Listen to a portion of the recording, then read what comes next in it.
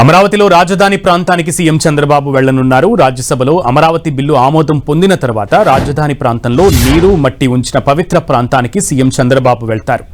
2015లో రాజధానికి ప్రధాని మోదీ అక్కడే శంకుస్థాపన చేశారు. బిల్లు ఆమోదం తర్వాత రైతులతో కలిసి సంబరాల్లో పాల్గొననున్నారు సీఎం. కేంద్రానికి సీఎం చంద్రబాబు ధన్యవాదాలు తెలపనున్నారు. మరోవైపు అమరావతికి పార్లమెంటు రామజ ముద్రపై సంబరాలకు కూటమి పార్టీలు పిలుపునిచ్చాయి.